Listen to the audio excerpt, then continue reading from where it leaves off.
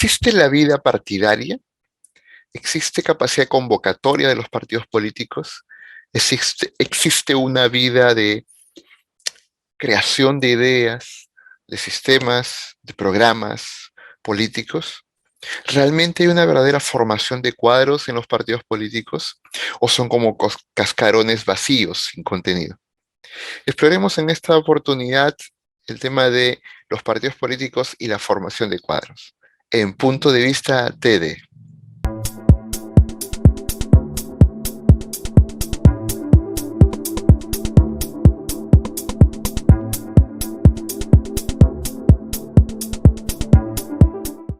¿Qué tal? ¿Qué tal? Bienvenidos a todos. Estamos en Punto de Vista TD. Estamos con Miguel Yacolca y vamos a tratar el tema de los partidos políticos y la formación de cuadros.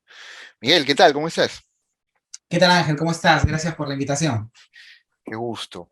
Miguel, esto de la formación de cuadros técnicos, políticos, de liderazgo en los partidos políticos, es todo un tema que viene desde hace muchos años atrás, pero se ha ido perdiendo, ¿no? Ahora estos partidos son como cascarones, ¿no? Que no tienen contenido, ¿no? En términos generales, ¿cómo ves el panorama esto de la formación de cuadros técnicos en los partidos políticos?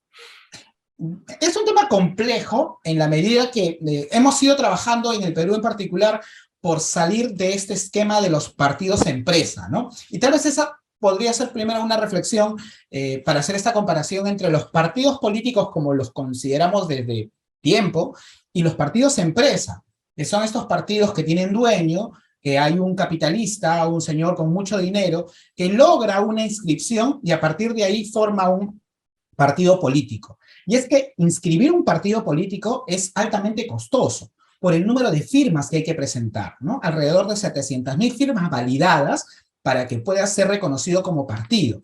Eso implica que si tú vas a presentar 700.000 firmas, tengas por lo menos el doble o el triple del número de firmas para que al momento que se hace la purga de firmas válidas, puedas quedarte con esas 700.000. Entonces, estamos hablando de cerca de 2 millones de personas tendrían que firmar los planillones para que yo pueda ser reconocido como partido.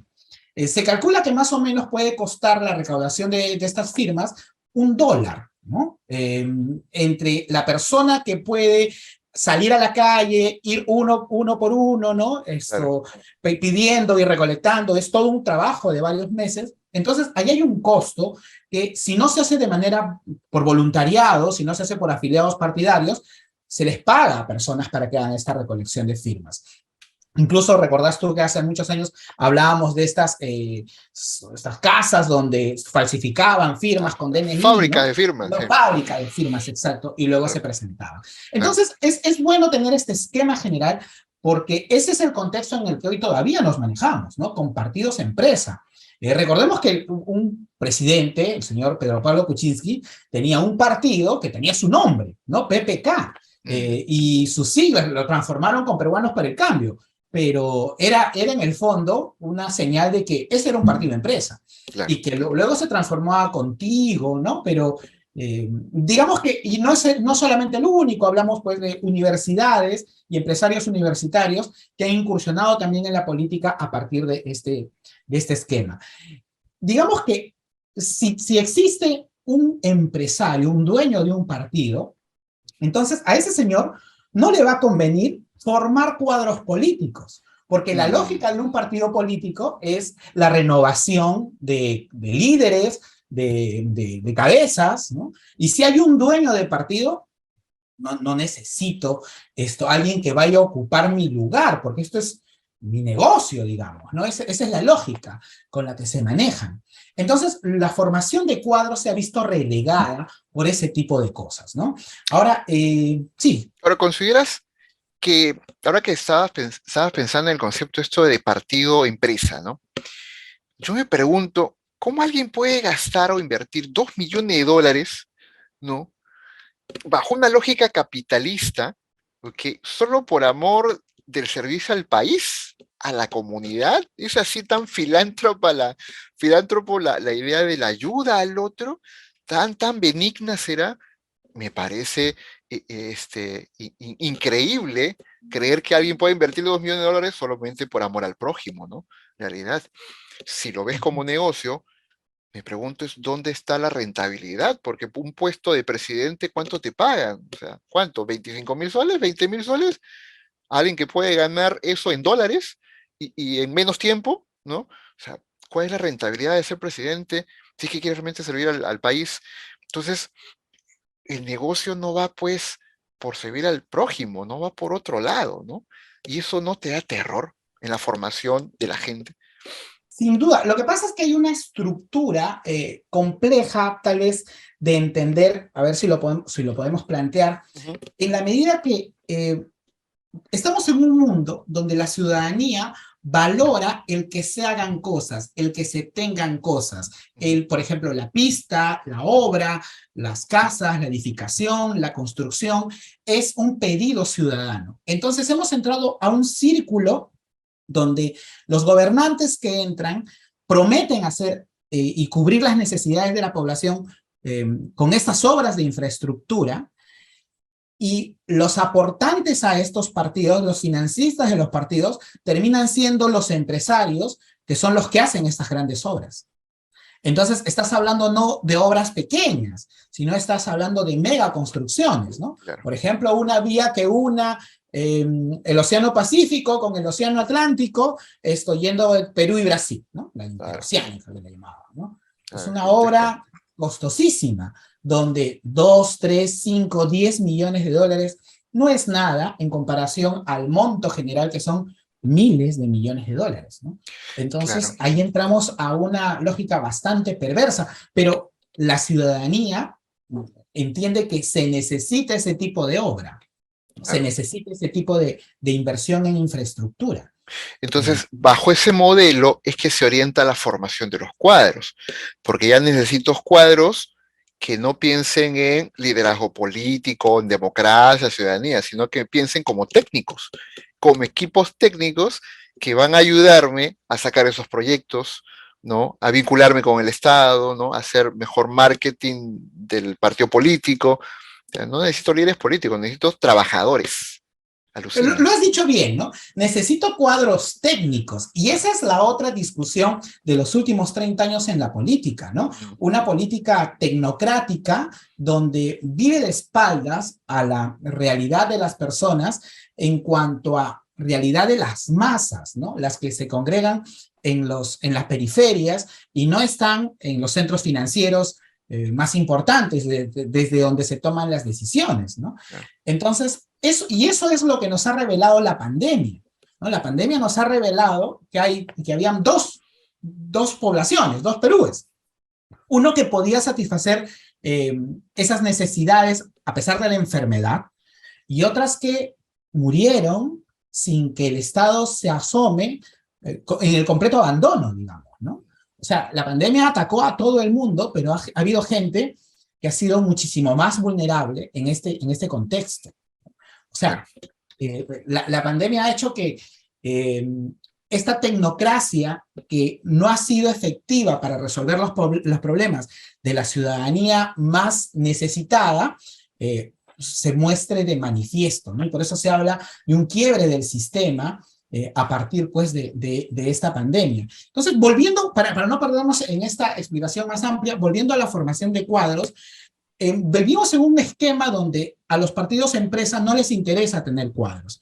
Y los partidos políticos que se van formando a partir de la agrupación de personas y que ahora, por ejemplo, digamos, hay cierta afectación a estos partidos empresa a partir de visibilizar que no son efectivos en resolver los problemas de la ciudadanía, se han organizado mejor algunas agrupaciones y tienen mayor participación, y ellos van formando a su vez, se van formando internamente para tener cuadros. Pero también esa es la parte compleja de la política misma, ¿no? Porque uno esperaría que el trabajo conjunto realmente resuelva los problemas de las personas. Digamos que cuando uno hace análisis político, tiene que diferenciar entre lo que quiere y lo que es, entre lo que debería ser y lo que es, ¿no? Entonces, lo que debería ser es la agrupación de personas que se juntan para resolver los problemas en común y todos vivimos felices. Eso es lo que debería ser. Pero no es la realidad, porque los seres humanos necesitamos, tal vez por naturaleza misma, líderes, cabezas, gente que dirija los grupos y gente a quien seguir. Eso, digamos, hay agrupaciones que sin esa cabeza terminan desapareciendo, ¿no? Y no quisiéramos que sea así, pero es lo que sucede, ¿no? Y el otro aspecto pasa porque, por ejemplo, se ha creado un sistema ahora de financiamiento de partidos políticos para que aparezcan cuadros, para que haya formación de cuadros, de talentos, de líderes, y se les hace competir, por ejemplo, internamente, para que después de esta competencia aparezca el candidato a la alcaldía, a la presidencia, qué sé yo. Pero también hay una realidad en medio de ello. La competencia interna en los partidos políticos les deja fricciones dentro de los propios partidos que después los debilita al momento de la competición en general. Me explico. Imaginemos que en un distrito está el partido X, que tiene 1000 militantes, pero se forman competencias internas para saber quién va a ser el representante de esos 1000. Entonces se dividen entre 3, ¿no? Los 1000 se convierten en 3 agrupaciones para que el que logre una pequeña mayoría sea el que se haga del poder y sea el representante de los demás. Bueno, las competencias internas en estas elecciones internas terminan siendo tan agresivas que terminan reñidos entre ellos. Y ya no son 1000 compitiendo en las elecciones generales, sino esos 300 o 400 que ganan las elecciones son los mismos que compiten, y los compañeros que pertenecían a la agrupación en las elecciones internas, lejos de apoyarlos, los terminan quebrando, digamos, ¿no? Los terminan atacando. Eso también es una realidad que es difícil de manejar dentro de los propios partidos. Claro. Ahora, la dinámica de los partidos, más allá de la formación de cuadros, o creo yo que la formación de cuadros uno se imagina una capacitación política, ¿no? Con un profesor y dando clases y todo eso, ¿no? Pero la formación de cuadros va más allá también, ¿no? Implica la integración del grupo, ¿no? Del conocerse, saber los perfiles del otro, el saber qué tipo de persona es el otro, ¿no? Esas reuniones de discusión política abierta, ¿no? Donde se plantean ideologías y se discute abiertamente de un tema. O sea, no hay un guión educativo, ¿no? No hay una propuesta de capacitación con temarios y módulos y todo eso, no. Es el espacio de debate abierto donde empiezas a definir quiénes son los posibles líderes. Esa vida política creo que también se ha difuminado, ¿no? Se ha vuelto transparente, no se ve. ¿No te parece eso en general? Yo creo que, digamos que era más sencillo cuando el único espacio de reunión era la sala, ¿no? La plaza, ¿no? Y, digamos, la lógica, por ejemplo, de que los partidos tengan locales donde puedan encontrarse, reunirse y discutir ideológicamente sus propuestas y sus problemas, ¿no? Digamos que ese es el mundo ideal, ese es el mundo que todos quisiéramos, pero no es la realidad, porque por ejemplo, estos locales paran vacíos hasta que vienen las elecciones. Y en las elecciones recién se agrupan y se aglutinan a las personas, y los que dieron fortaleza a esa agrupación en época no electoral termina siendo pues una pequeña mayoría la que va al local de vez en cuando y se reúne con uno y otro, y en esencia hace vida social. Entonces, este espacio de formación ideológica, de conocimiento, de ideas, pues no termina dándose de esa manera. Yo lo sé, es una mirada un tanto pesimista, pero termina siendo real, ¿no? En la mayoría de partidos, cuando se hacen convocatorias para que la gente participe, por ejemplo, por mencionar, Fuerza Popular tiene la llamada Escuela Naranja, e incluso ha estado trabajando de manera virtual, ¿no? Y digamos, tiene una parte publicitaria donde dice, sí, miles de jóvenes participan y están acá y dan sus ideas, pero no es tan cierto que eso sea continuo, ¿no? Tal vez en la inscripción, tal vez al inicio, pero sostener eso de manera, digamos, coherente en el tiempo no es tan sencillo, es una gran labor que tienen, ¿no? Ahora, ¿en qué cosas, para terminar ese día, en qué cosas los terminan formando? Pues, ¿qué cosas debe tener un cuadro político, ¿no? Primero debe tener capacidad de organización, ¿no? Tiene que formarlos en ellos, en capacidad de convocatoria, ¿no? En cómo hacer para integrar a más personas, en capacidad también de explicación, de oratoria, capacidad para transmitir ideas, para dar aliento a la gente cuando está desanimada, ¿no? Que tiene que ver con la capacidad de convocatoria. Y sin duda, en este espacio del debería ser, que tiene que ver con la vocación de servicio, ¿no? La política en esencia debe ser vocación de servicio y es lo que no vemos, desgraciadamente, desde hace bastante tiempo, de gente que esté comprometida realmente con servir, con, digamos, con la trascendencia, no es un factor común, desgraciadamente, en la política, sino es un elemento escaso, ¿no?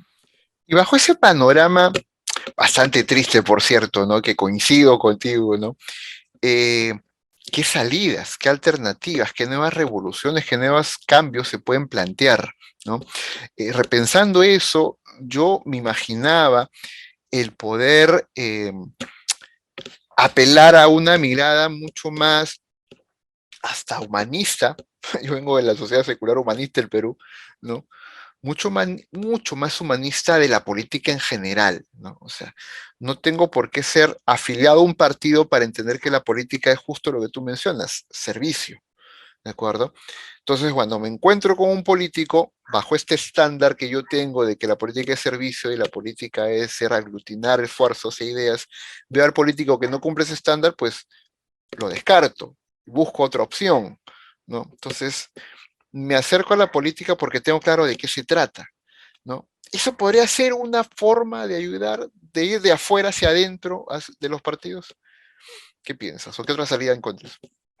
Yo, como lo hemos conversado algunas veces, no tengo una mirada tan optimista, pero, a ver, digamos que en la línea del tiempo, los seres humanos, en gran medida, hemos evolucionado y, digamos, nuestra expectativa de vida, por ejemplo, ha aumentado, ¿no? Tenemos mejores herramientas como para poder vivir un tanto mejor y podemos hacer o debemos hacer que éstas se masifiquen y más personas puedan entrar a tener una vida de calidad, y para eso debería estar hecha la política, ¿no? Hacia eso debemos empujar. ¿Y cómo hacer para que esta tuerca medio pesimista o una realidad negativa que vemos cambie? La fórmula es desde hace tiempo la misma. A mayor participación ciudadana, mayores alternativas hay o mayores posibilidades hay de que los políticos actúen bien. Claro. ¿Cuándo los políticos van a actuar mal? Cuando hay un desgano y un desprecio de la ciudadanía hacia la política. ¿Por qué? Porque no terminas tú como que estando en la vigilancia constante para que los políticos actúen bien. O sea, digamos que el sistema planteado en que las grandes corporaciones intervienen en la política para poder tener las grandes obras que necesita el país, también requiere de un elemento que ellos van a buscar, que es la desvinculación del ciudadano con la política, ¿no? O sea, durante muchos años se ha vendido como esquema que seamos apolíticos, que no intervengamos, que ni siquiera hablemos de ello, distraigámonos en otra cosa, porque todos roban, todos mienten, todos engañan. Entonces, ahí tenemos, o sea, no podemos negar que hay una realidad, que hay una serie de políticos que no hacen lo que deberían de hacer, pero eso no nos debe motivar o no debe ser el argumento para desvincularnos de algo que nos tiene que involucrar a todos. Necesitamos todos participar. Necesitamos tener claro cuál es ese diagnóstico, que es que no hay políticos que nos están representando bien, pero necesitamos reengancharnos con la política como ciudadanos para que eso cambie. Claro. Y siguiendo tu línea, reengancharse con la política no implica participar necesariamente en un partido político, ¿no? Porque la política es mucho más amplia que un solo partido, ¿no? Más, una vez escuché decir, la política es tan importante que no deberíamos dejárselos a los políticos, ¿no? Digo alguna vez eso, ¿no? Y cuando imagino a un joven hablando sobre política, la vez pasada estaba en una reunión, una presentación del libro, y esta joven bastante brillante, inteligente, estábamos en un grupo ya por salir del lugar, éramos como 10 personas ahí, y esta chica levantó su puño y con esta énfasis dijo, ¿no? Esos de provincias, qué radicales que son. Todos a esos deberíamos ir a educarlos. ¿Cómo es posible que sigan en sus tradiciones majaderas y antiguas y antediluvianas? Y empezó a hablar de esa manera, ¿no? Uh -huh. Y yo decía, wow, ella hablando de democracia, quiere imponer eso, ¿no? ¿No? joven todavía ella, ¿no? Joven, ¿no? Ciertamente, Impetuosa. ¿no? Impetuosa, ¿no? Y cuando leía entre líneas, lo decía en un sentido a lo que tú mencionaste en el episodio pasado, ¿no? Hablaba sobre ese grito desesperado por intentar hacer el cambio, ¿no? No lo hacía exactamente de una onda de la limeñita mirafloriana de que se impone al resto. No, no, era que ya estoy harta y las cosas tienen que cambiar de alguna manera. Y está en esa onda de frustración pensada de o cambia la buena o cambia la mala, ¿no? Y por esa impetuosidad que tenía para poder forzar los cambios ante radicalismos de políticos, pues, etnocaceristas, por ejemplo, que ya no sé ni a qué tipo de lo que pertenecen, ¿no? Y que, entonces, estas personas se acercan a la política de una mirada, pues, bastante enconada, ¿no? Bastante de furia, de decir esta vaina no funciona y hay que hacer algo completamente diferente. Entonces, el entrenamiento de los cuadros, ¿cómo lo manejamos en esta lógica de narrativas de tanto conflicto, de tanta vehemencia de estar hartos por el sistema, ¿no? ¿Cómo entrenas a la gente, cómo enseñas a la gente un poco de ciudadanía y democracia en estos cuadros? Es un tema bien interesante el que planteas, ¿no? Porque también estamos a veces en la idea de que la política solamente es la acción que realizan los representantes de los grupos y que se convierten en autoridades, ¿no? Mm, Y la política es inherente al ser humano. claro, Eh, Cuando nosotros nos reunimos en el barrio para, digamos, mejorar el parque porque no lo hace la municipalidad, o para tener mejor seguridad, o para ver la limpieza del edificio, en esta interrelación social, y se delega a alguien para que administre el dinero y a alguien para que convoque a las reuniones, ¿no? Y un comité de seguridad. Estamos haciendo política. Y tal vez es la forma más efectiva de hacer política, que es la convivencia con el otro para resolver un problema que nos incumbe a todos.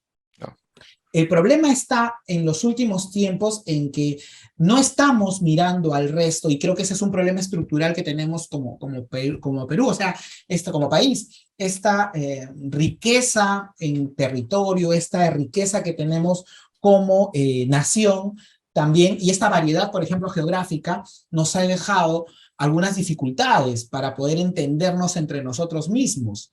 Eh, y en la medida que no nos entendamos, que pensemos que el problema que tenemos es solo lo que está a mi alrededor, y mi alrededor es pequeño y no estoy pensando como nación, como integración general, entonces no vamos a poder caminar en conjunto. O sea, somos un país que está dividido geográficamente, pero esa división geográfica también se ha trasladado a una división de no entender al otro. Y la política en esencia, la política sana, la política en lo que debería ser, es este entendimiento social para resolver los problemas en conjunto. esa práctica efectiva de estar en la cotidianeidad, ¿no? Desde las reuniones de la PAFA, ¿no? De las reuniones de los padres para ponerse de acuerdo sobre un viaje de promoción, ¿no? Ahí se da cuenta cómo manejan las situaciones, ¿no? ¿No? Es increíble la manera en que intervienen, ¿no? No me parece tal cosa. Y después, bueno, no le dice, ¿crees en la democracia? Claro, por supuesto, soy demócrata, ¿no? Qué locura, ¿no? ¿Sí? Sí, en ese mundo es donde podemos hacer algo probablemente, ¿no? Capaz no dejar la formación de cuadros solo como responsabilidad de los partidos. Yo creo que la formación de cuadros se puede hacer en cualquier lugar, ¿no? En lo que le llaman la educación no formal, ¿no? La educación formal, ¿no? Y en esa educación no formal, o sea, no escolarizada, donde se puede entrenar estas prácticas ciudadanas, ¿no? Y decir, eso que estás haciendo, pues, puede ser mejor, ¿no? Puede ser mucho más constructivo. Y ahí estás formando de alguna manera, ¿no? En realidad. Palabras finales, Mir.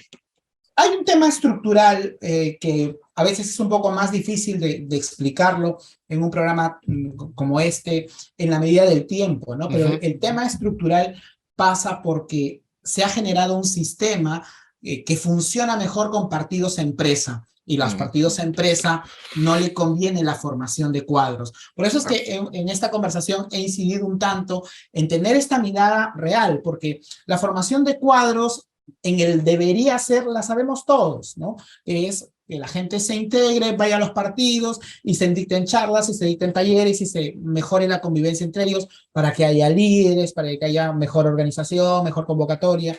Pero digamos, ese es el mundo ideal. Pero en lo cotidiano no funciona como nosotros quisiéramos. Entonces, a la única conclusión que podemos llegar es que esa construcción es del día a día, desde el entorno pequeño que tenemos, y eso se irá irradiando en lo macro, ¿no? El alcalde de San Borja tiene una frase bien interesante. Él dice, el país no va a cambiar cuando cambiemos de autoridades, sino cuando todos cambiemos. Es una frase que se ha utilizado también en otras ocasiones, pero que tiene mucha realidad porque a veces estamos esperando que la situación mejore, pero a partir de lo que el otro hace, cuando lo que hay que tener es una mirada interna de lo que yo estoy haciendo, desde mejorar mi entorno pequeñito para luego que eso se irradie a nivel general. Hemos estado en Punto de Vista TED, tratando el tema los partidos políticos y la formación de cuadros. Muchas gracias, Miguel. Nos encontramos en un siguiente Gracias. episodio. Bye, bye.